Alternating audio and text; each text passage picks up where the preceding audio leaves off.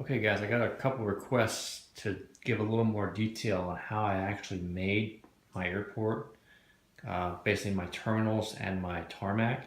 This first video I'm going to break up into two. This one's going to go into how I built my terminals a little bit, and then the second one I make here will be on how I do my tarmac. Alright, for the terminals there's a couple things you can do. For this mainline terminal, I went off an actual terminal. This was San Diego's Terminal 2 East is what this one was. So I actually went on Google Maps, Apple Maps, pictures online, and I designed this the best I could from the pictures and from using Google Earth and whatnot. My other terminals over here, this RJ terminal and my commuter terminal, I basically just designed on my own for what I wanted my capability for my aircraft to be. So I had a lot of RJs, so I wanted a specific concourse for them. And I had a bunch of turboprops for varying airlines. And so I really wanted a bunch of parking spaces for those. So again, it went from, I was going to make a, no kidding, San Diego's airport. I made 2.5 of the terminals. I still, some point down the road, might finish it. But in the meantime, I changed my thought process. I'm like, oh, I just want an airport where I can store the models I want.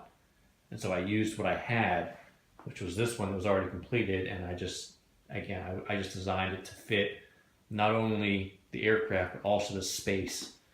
So as you can see, this dining table is basically tapped out for how much space I have. If I want to build this thing anymore, and I do, I'm going to have to get some more tables. And I will eventually do that. Okay, so as far as my terminal itself, the easiest thing that I found for me, for what I can do, is using wood, whether that be balsa wood, sheet wood, wooden dowels. 99% of this structure is wood.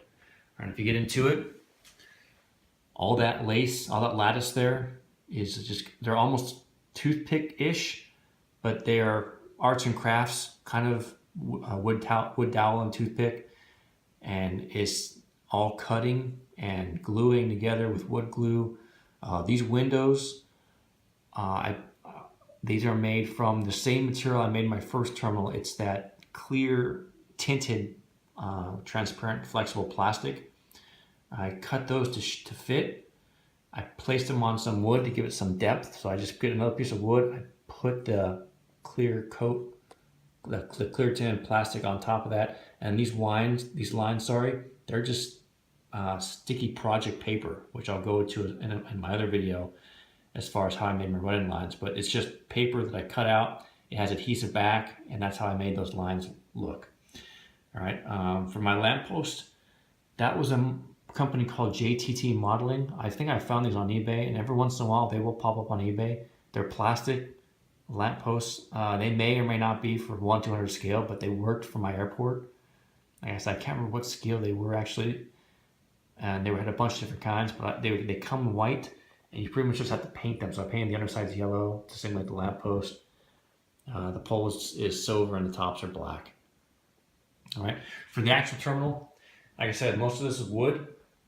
So if you take, and it's all modular, because if you're like me, you don't have a permanent space to put your airports. You got to be able to take it apart and put it back together fairly easily. So this entire terminal comes apart in sections. All right, and you can see underneath, it's not much underneath. It's just wood. It's some cardboard paper is kind of what this is. Some more wooden dowels for the structure. The top is just, again, I designed it based on the pictures for this one, for all the roof structure. For these ones, I kind of just freelanced it for all the AC ducting and piping on the top, all right? But it just, you gotta sit down, you gotta look at pictures of what you wanna do, or you just gotta have to sketch it on paper and figure out how you want the design to go. And now you're just cutting the wood to fit, and you're gluing together with wood glue. So you see how that comes apart. This piece as well comes apart there. This terminal, I'll do a quick little slide back here. See right there how it separates? Well, this whole back part is one piece. This entire thing is one piece. In fact, I'll take it off just so you can see the underside. I'll try to disturb as little as I can. Again, see, this is the same as the other part on that side, same kind of concept. And the actual main part of it,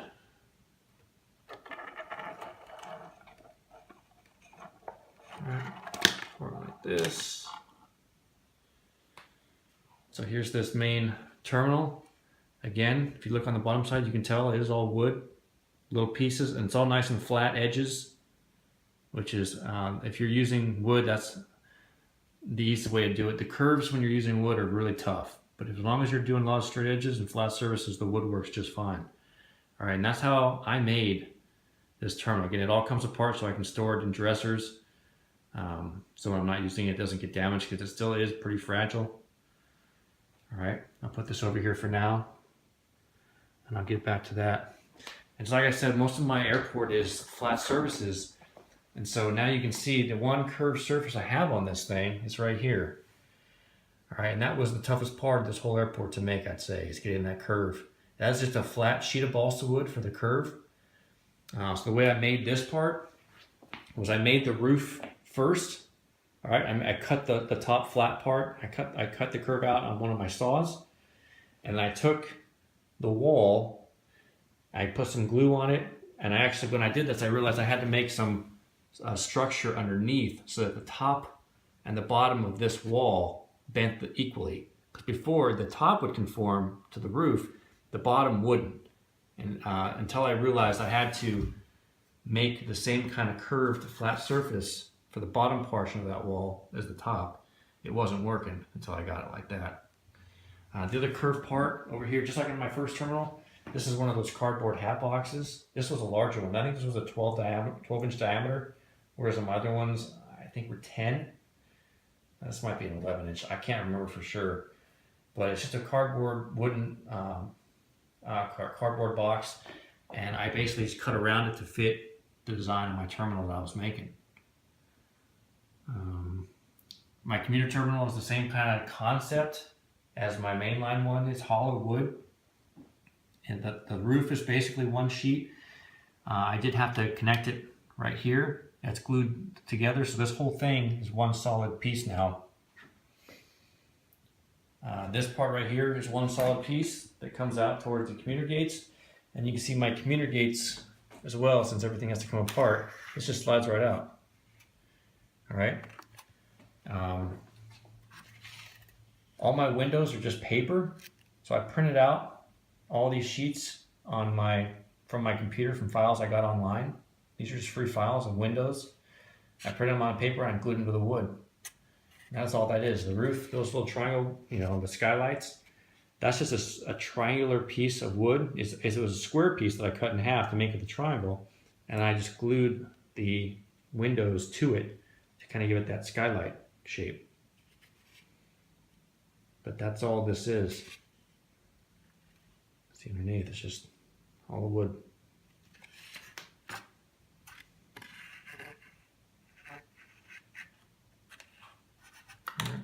Boom.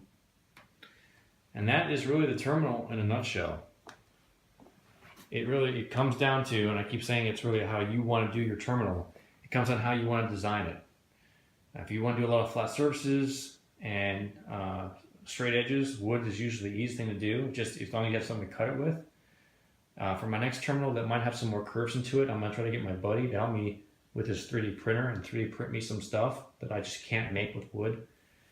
And when I get that thing done and started, I'll go ahead and post some videos on how that comes. But for now, since wood's the cheapest thing to do, it's the easiest thing to manipulate. That's what I've been using for my terminal. All right, the next video I'll go into a little bit how I made my tarmac. But that is for this one.